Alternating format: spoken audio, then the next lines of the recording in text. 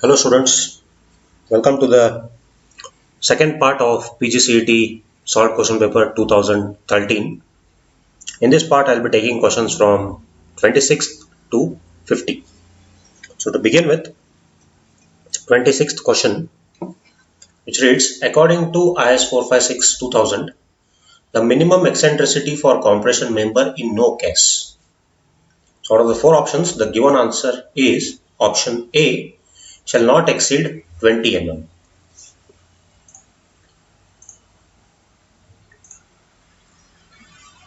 So if you refer the IS 456, you will get this note saying that all the columns shall be designed for a minimum eccentricity equal to unsupported length of the column divided by 500 plus lateral dimension divided by 30, and it is subjected to minimum of 20 mm. So this is the answer is shall not exceed 20 mm. So some more questions that you may get on this is you'll be asked what are the parameters related to this equation. So this equation stands for short axially loaded columns subjected to concentric loading.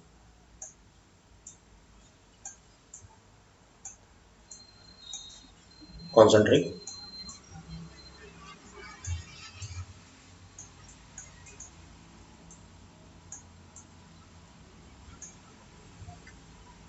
So you have to very much careful with these parameters. So go through these parameters, and also you'll be asked with what is the value, and you may get question on this. And this equation stands for eccentric loaded column, and you may get questions on this paragraph. You can have a look at this. Moving on to the next question. So question number 27 reads, which of the following type of riveted joint is free from bending stress? So the answer is double joint with double cover plate. So when you provide covering, so obviously you're increasing the stiffness in the transverse direction. So obviously it is less predominant to the bending stress. So some more questions on riveted joints that you might get is what are different types of riveted joints. You can see here along with the explanation, and the figures are given. So questions on this may be like, what is the edge distance equation? Edge distance equation for this, and what is pitch?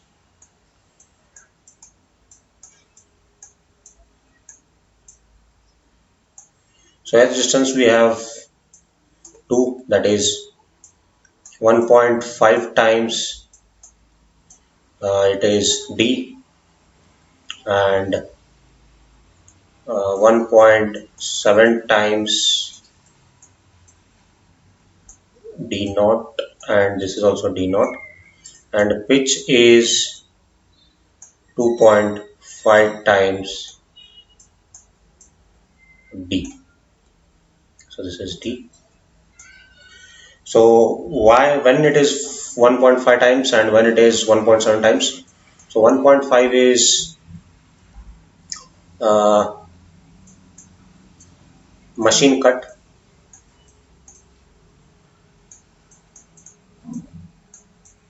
and this is hand flame cut.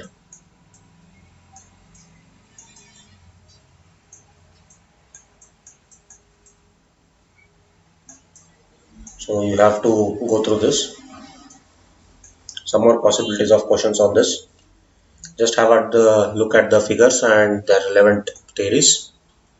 So this is what you may expect again. Move on to next question. Poisson's ratio for concrete ranges between.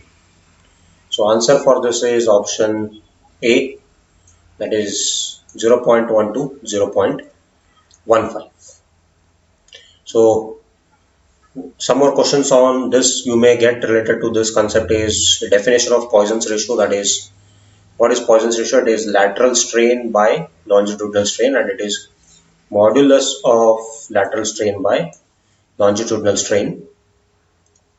Similarly, some of the different civil engineering materials and their Poisson's ratios is steel is 0.3, glass 0, cork 0, concrete 0.1 to 0.2, sand 0.2 to 0.45.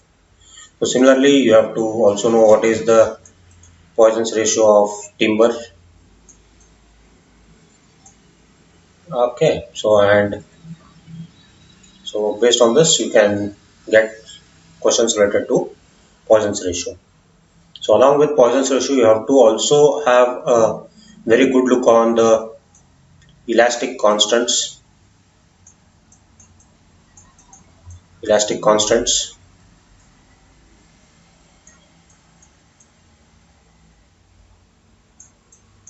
So elastic constants are, it is Young's modulus, rigidity modulus, and bulk modulus.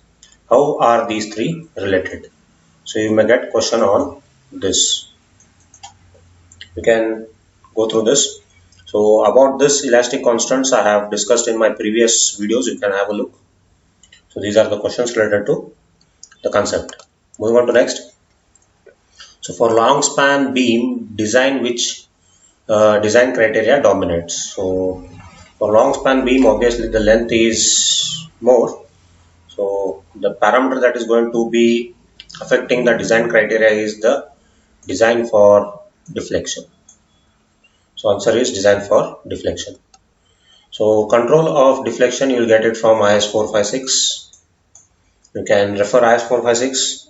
So there they have, we have two types of deflection control, that is short-term deflection and long-term deflection. So final deflection due to all loads including effects of temperature creep and shrinkage and measured from the a cast level of the supports of floor, roofs and other horizontal members should not normally exceed what? Span by 250. So you will get one question on this span by 250.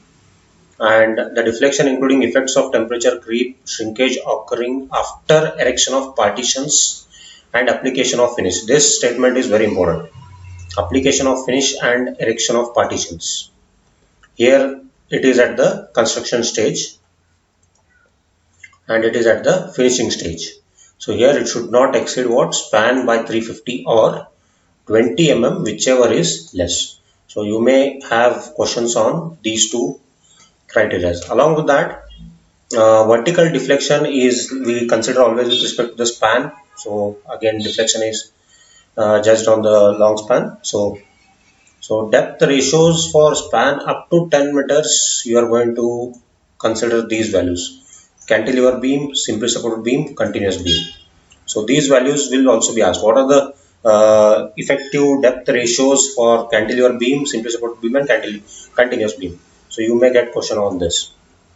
Along with that, if the span exceeds 10 meters, so what is the condition given in code book? It is this A value is multiplied with what? 10 by span in meters, right? So except for cantilever, in which case deflection calculation should be met, because cantilever is the crucial beam which generally is subjected to failure. So except for that, exceeding beyond 10 meters, we don't provide cantilevers generally exceeding 10 meters. So these two parameters are judged based on this. So this is depending on that. Also for tension member and compression member, we make further modifications. So you can have a look at this graph. So this is for modification for tension reinforcement. This is modification for compression reinforcement. For singly supported beam, singly reinforced, this is doubly as well as singly, doubly reinforced, and this is for T beams. So you have to, one question you may get is on this equation. What is this value? That is 0.58. So that is also asked, and they may ask you questions like as the percentage of tension reinforcement is increasing, what is happening to the modification factor? In case of tension reinforcement, modification factor decreases with increase in the percentage reinforcement, whereas for compression reinforcement, the modification factor increases with increase in uh, percentage of compression reinforcement. So this graph you have to study, and questions may be expected on this. So next question is question number 30, which reads, beams and slabs constructed together is called as. It is called as monolithic construction. It is called as monolithic construction. So answer is monolithic construction. So simply, in very simple term, monolithic construction is nothing but when the formwork is prepared on the site, the casting of beam and slab are done together. So that is what the strength, integrity of the beam and slab are same. So you can see here, this is slab and this is beam. The casting of this is done together, so it is called as a monolithic construction. So you also have to have an idea of what are the other three types: slip form construction, precast construction, and rapid wall construction. So we'll have a look at them one by one. So slip form construction, as you can see in the figure here, is generally they are adapted for high-rise buildings where the construction is done in a continuous way, where you can see this formwork. This formwork is continuously prepared at the ground level, and it is being taken up to the upper level till the end of the construction by continuously pouring the concrete. So this is not taken out until the complete construction is done. You can see here the slip form construction is construction method in which concrete is poured into a continuously moving form. So this formwork is continuously moving and concrete is poured within this. Similarly, coming to the precast concrete construction, the walls and the construction members are generally prepared in the working shed, industrial shed, and they are just brought on the site and they are just fitted with the bolt, nut and bolt connection or welded connections. So we call them as precast concrete constructions, so which are not done on the in situ. Then coming to the rapid wall construction, is it is a panel kind of walling system where the wall panels are prepared of standard sizes and they are just erected on the site. You can see from the figure here, they are just erected on the site. So this is what is the info about the other form of construction you can see here. So it's a straightforward question. Moving on to next. Okay, so this is as per IS 456 maximum cement content in RCC member. This term maximum and minimum, you have to be very much careful. So here it has asked maximum cement content. So maximum cement content is answer is option C, 450 kg per meter cube. So this 450 kg per meter cube is given clause 8.2.42 of IS 456, where they have mentioned saying that cement content not including flash and ground granulated, that is GGBS, in excess of 450 kg per meter cube should not be used unless special consideration has been given in the design to the increased risk of cracking due to drying shrinkage in thin sections, or to the early thermal cracking, and to the increased risk of damage due to alkali silica reactions. So it means in no case for normal construction the cement content should exceed beyond 450 kgs. So this is one question, and the similar questions that you may get related to this concept are from table 5 of IS 456. You can see it relates with the minimum cement content and water cement ratio for different exposure conditions of nature, that is starting with mild, moderate, severe, very severe, extreme. So minimum cement content for mild exposure is 220, 240, 250, 260, 280. How do you remember this? Multiples of 20, 20, 40. Remember this, it is the in between portion, middle part, 20, 40, 250. Again add 10 and this is 60, 80. So like that, you remember this, and 66, 0.6, 0.6, 0.5, 0.45, 0.4. So minimum grade of concrete for moderate. So possibilities of questions. Again, you can, what is the minimum grade of concrete required for moderate exposure? They may ask. So it is M15. So likewise, severe, very severe, and extreme. So these are one possibility of questions that may arise. So this is for plain concrete.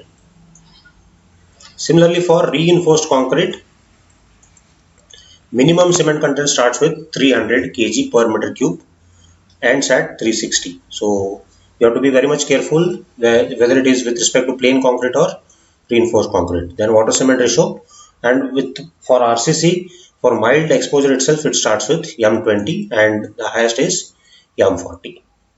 So also go through these notes. They are also very important for your competitive exams. So this is one set. Then they will also ask you what are the minimum period before striking of formworks. So different sections of work, vertical formwork to column, wall beams, how much time the formwork is kept. Then for slabs, 3 days.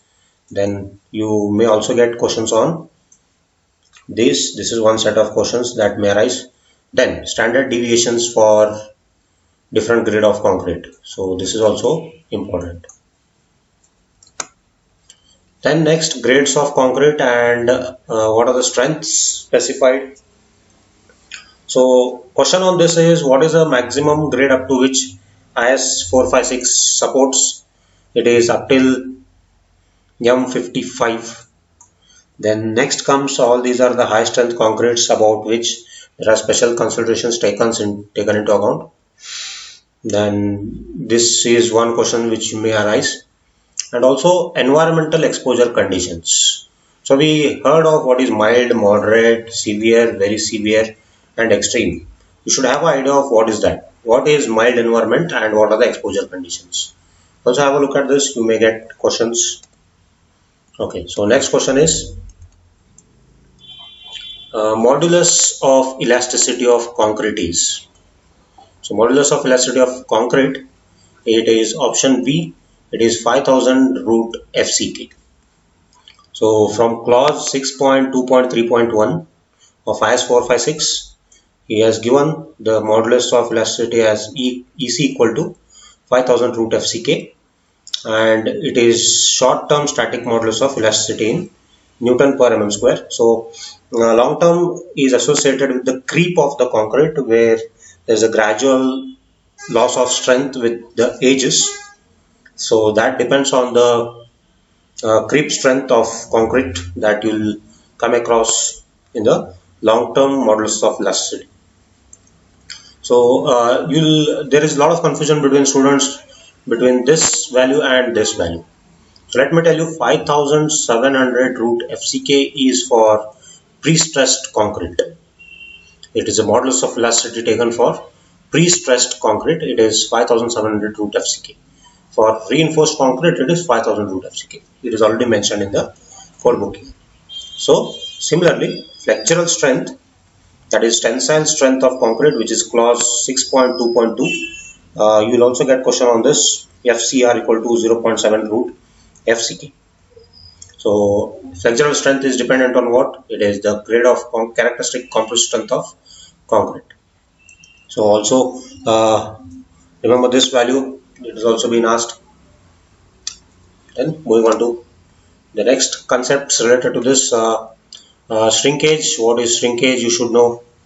Read this paragraph, you will understand. And maximum shrinkage strain for concrete is taken as 0.303.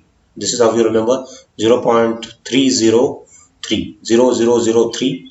So this value is also asked. So total shrinkage strain for design is taken as 0.303. So that is one question you may get.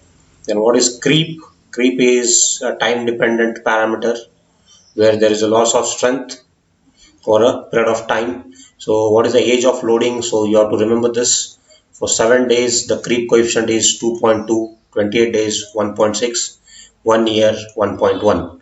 So for this particular thing, you have one formula for age of loading, it is EC equal to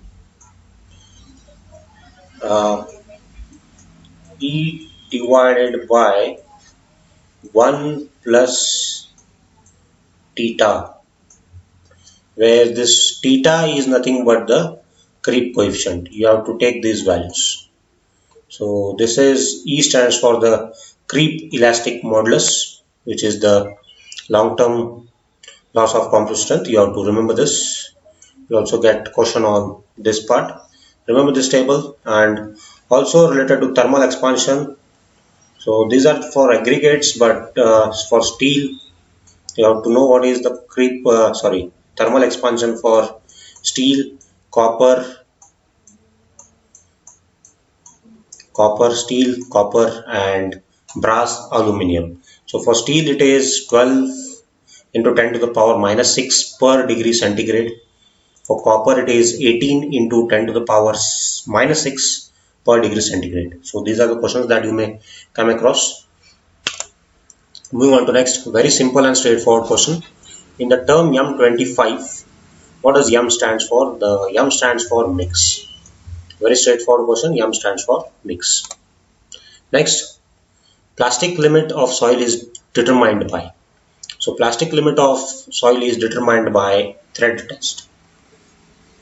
As you can see from the figure here, soil sample is rolled into a ball and it is rolled with the palm until it takes a form of a thread and gets separated. That is where the water content of that particular sample is tested. Similarly, liquid limit is tested with Casagrande apparatus, where the soil sample is put into this cup arrangement and soil is given a small groove like thing which separates the soil, and this is rotated until the soil joins again. So the point at which it joins is recorded and the water content is determined. So Casagrande apparatus is for liquid limit test. That is also will be asked, and similarly on this we have some more questions. So these parameters are nothing but they are called as, very important to know, they are called as Atterberg's limits.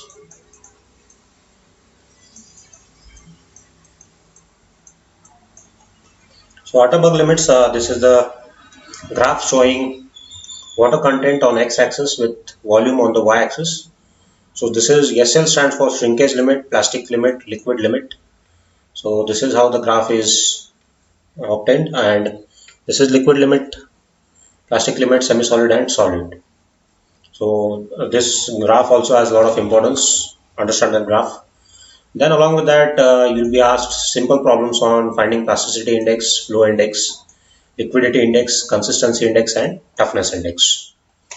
So flow index, we need a graph or values of N at 25 blows, where you can determine the flow index. But liquid limit and plastic limit, if it is directly given, you can find out. So plasticity index stands for liquid limit minus plastic limit, and so on. So possibilities of getting questions for 2 marks on PGCET are with respect to these two equations. So have a look at this. Liquidity index is water content minus plastic limit divided by liquid limit minus plastic limit, or you can write directly IP here. Liquid limit minus plastic limit is nothing but it is plasticity index. Similarly, you can change this liquid limit minus plastic limit. You can write this also here. So consistency index is liquid limit minus water content divided by plasticity index. So these are the possibilities of questions that you may get. Moving on to next. Which of these corrections are required while using standard penetration test values? So standard penetration test values, we require all the above tests, that is test for overburden and test for dilatancy and groundwater. So this is the corrections for overburden pressure. So you can have a look. This is for seeds formula has been used. So this is correction for standard overburden pressure, and this is correction for dilatancy. So This equation also matters a lot. So this condition also you have to remember. One question of getting this. Moving on to next question. So optimum moisture content, at optimum moisture content, the density of soil is the option. The answer is it is maximum. Directly from the graph you can make it that this is the standard Proctor test that we carry out to determine the maximum dry density and optimum moisture content. We plot a graph with respect to moisture content and dry density. So the graph takes the plot takes the shape of a curve where it goes on increasing, attains maximum value and then goes on decreasing. So at this point determines the optimum moisture content, and corresponding to this optimum moisture content, this value indicates the maximum dry density. So at optimum moisture content, the value is what? It is maximum dry density. So there one more we get, that is zero air void line. So Z0 air void line. So we call that as AV line. So that also you can have a look. And these are some of the graphs you may get in the questions where they'll be giving you the pictures of the graph and you have to tell them what type of soil is that. So clay, silty, clay, sand, gravel, sand, crust, stone. So as the coarser the material, it is going on increasing. That is how you can remember. Start with clay, silty, clay, sand. So finer to coarser, the graph is going backwards. So it means what? So optimum moisture content and dry density. The values of this maximum dry density and optimum moisture content goes on decreasing as the material goes coarser. So that is how you have to relate with the graph.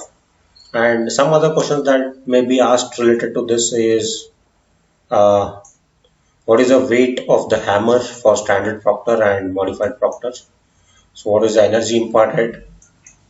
So drop height and blows number of layers. So this is also asked. And for modified Proctor, if you are going for 3 layers, then the number of blows per layer is given 56. So this is one thing. And the questions related to this is different types of rollers. We have ship foot roller, pneumatic rollers, smooth wheeled rollers, rammers. So which type of roller is suitable? That is also asked many times. Please have a look at that.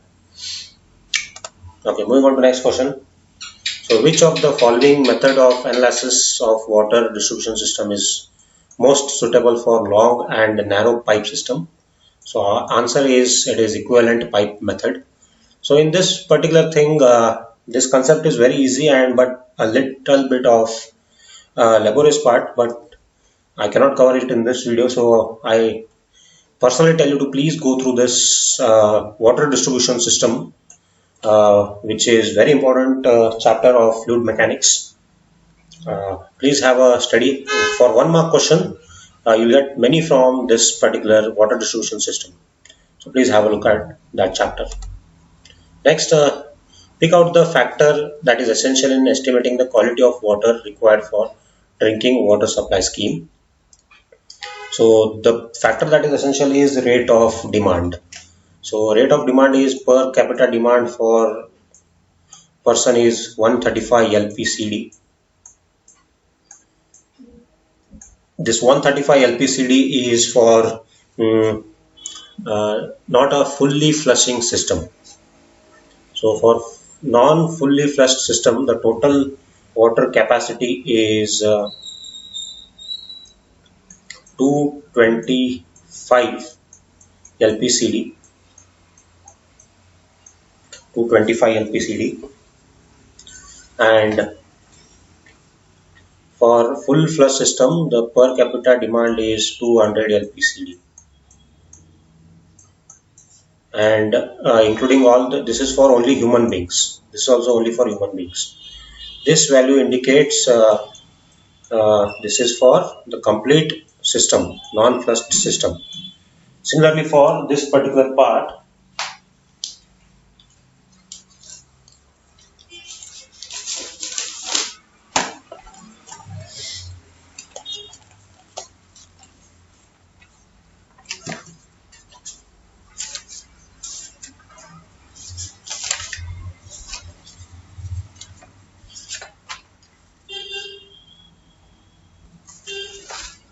sorry, my mistake. This is not 225, it is 270 LPCD. So this is total. Refer this. And similarly, for per person domestic use, it is 200 LPCD, and full flushing it is 335 LPCD. So some more questions that you may get on this are empirical formulas will be asked. So empirical formulas such as Kuchling's formula, Freeman formula, National Board of Fire Underwriters, and Boston's formula. So those formulas will be asked, and variation in demand is very important. That also you have a look. Next question. Economical diameter of pipe through which a discharge of 0.3 cumex is to be passed is. So answer is, it is 0.6 meter. So economical diameter of the pipe is given by formula 1.22 root q, where q stands for discharge. In this question we have been given the discharge as 0.3 cumex. So diameter, economical diameter is 1.22 into root of 0.3, you will get as 0.6. Straightforward mathematical question. So this formula is very important. So this is called as Lee's formula. Next, dissolved oxygen in stream is, it is maximum at noon. So maximum at noon, because sun rays are direct and thus heat is more, evaporation is more. So water vaporizes, and because of which the dissolved oxygen is more at the afternoon. Some more questions that you may expect on this is, what is the minimum DO for aquatic life to prevail? It is 4 parts per million, 4 ppm. And what is the maximum, what is the dissolved oxygen for fresh water at 20-degree temperature? It is 9.2 ppm or mg per liter. So these are the possibilities of questions you may come across. Next, maximum angular value of angularity number for coarse aggregate. It varies from 11. Maximum value is 11. It varies from 0 to 11. So angularity number is nothing but the volume of flaky aggregates or angular aggregates that are occupying in a beaker or a container is what indicates the angularity of the coarse aggregate. So the variation is from 0 to 11, and angularity number 0 represents most practicable rounded aggregates. Means if it is 0 means aggregates are rounded. If angularity number indicates 11 means most angular aggregates that could be used for making concrete. So angular aggregates are generally preferred for making concrete. So here is a brief discussion about what is angularity number. You also perform experiment on this in your highway engineering lab. So there is one equation for this. I'm not able to recall that, but you can have a look in your manual or you can search from Google. So this is what is the explanation given for angularity number. Next, the amount of superillusion on railway is calculated by, it is G V square by GR. So capital G V square by small gr, where capital G stands for these values. Capital G stands for gauge distance, and we have 3 types of gauges, that is broad gauge, meter gauge, narrow gauge. So values of which are given here. So these values also be asked. So remember this. And G stands for gauge distance, V stands for velocity of train, G stands for acceleration due to gravity, and R stands for radius. Because superillusion is at the horizontal curve, so the radius of the horizontal curve is R. So based on which you can determine the superillusion, or in case of railway engineering, superillusion is also called as cant. It is also called as CANT, cant. So these are the possibilities of questions that will be asked. What is a different gauge width for broad gauge, meter gauge, and narrow gauge? And curve resistance will also be asked. So these are the values of curb resistance for different gauges. So you can have a look here. Then next question, for the movement of vehicles at intersection of two roads without any interference, the type of grade separator generally preferred is, it is full clover leaf. Straightforward questions. So according to HCM of USA, practical lane width is, so HCM of USA they have asked, it is 3.6 meter. You can refer here, 3.6 or 12 feet and so on. And what is the reduction in speed? So practical lane width, because your reduction speed is 0, so this is generally preferred 3.6 meter. So if you come with uh, Indian Road Congress, that is IRC, so the lane width taken for Indian standards is 3.75 meter. This is with respect to single lane. So you can have a look here. So single lane, it is 3.75. Two lane with raised curbs, 7 without, with raised curbs it is 7.5, without 7, with 7.5, intermediate carriageway is 5.5, multi-lane pavement it is 3.5 per lane. So these are some possibilities of questions that you may get. This is as per Indian Road Congress IRC. Then you may also get across questions on road width with respect to national and state highways, single lane, two lanes, major district roads, other district roads, village roads, and single lanes. So you can have look at these values, remember them.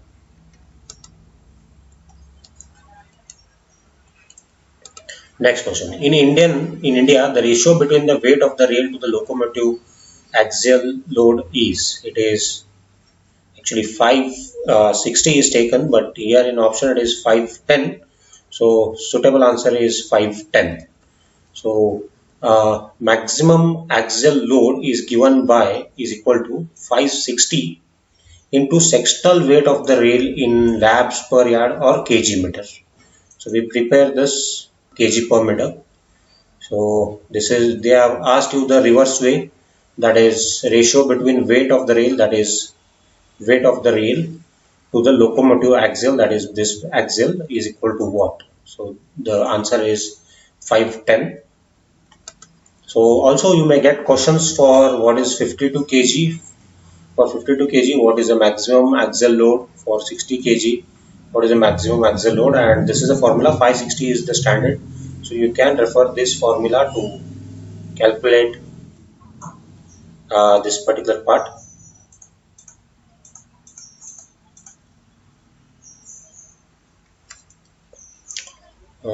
Next, most widely used type of deep state tube well in India is slotted pipe gravel tube. Slotted pipe gravel tube. Some of the questions they say that it is strainer type tube well. When it is said most widely used, maybe there is a grace on this, I think. My answer will be strainer tube well, but as per the answer keys given, when I checked it, cross verified, they had given this as the answer. But most of the parts where I have referred, as per my knowledge, it is strainer tube, not as per my knowledge, but generally preferred in India is strainer type.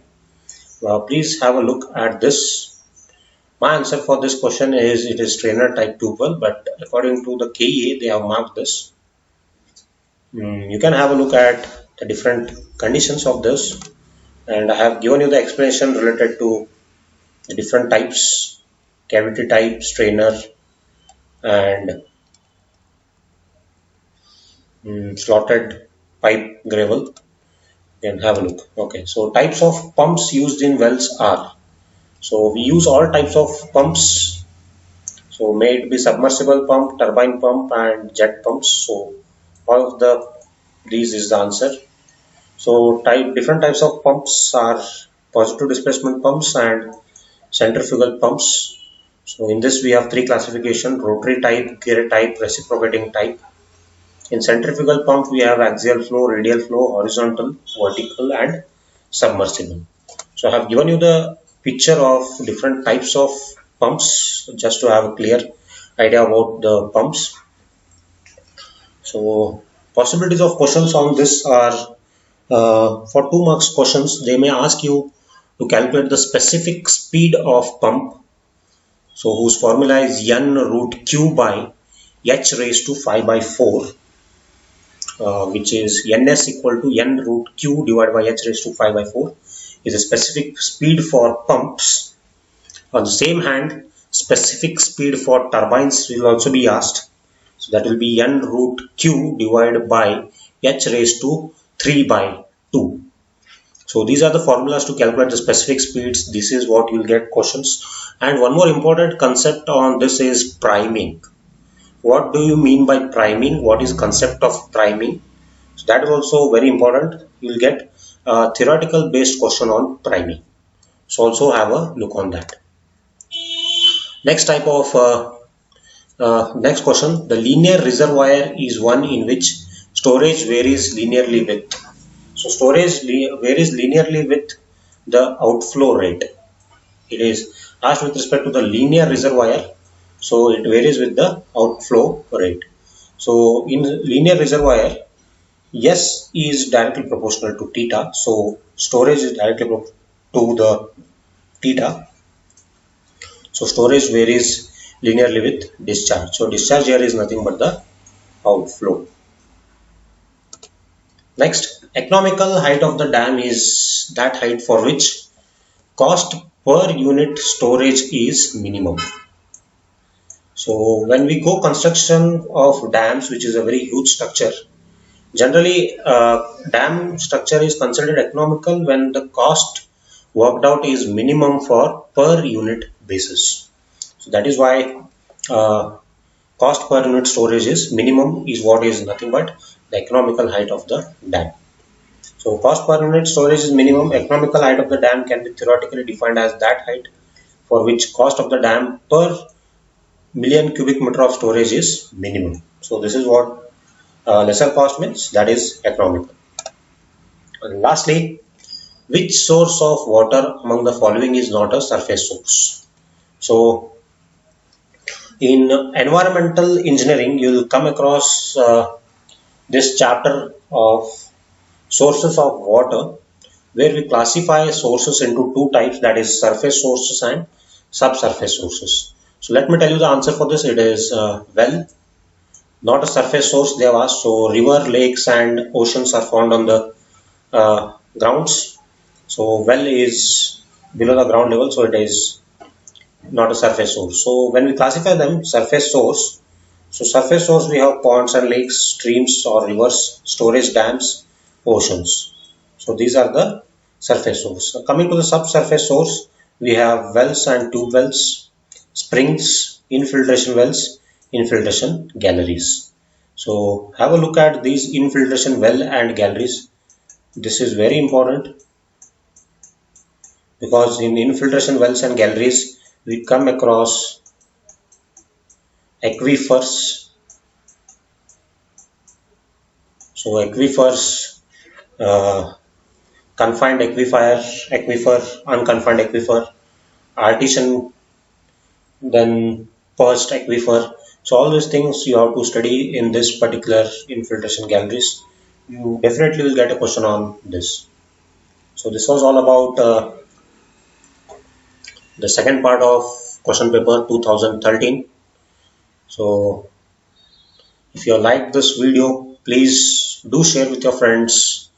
Help me, motivate me to come out with more such videos which will be helpful for you. Thank you very much.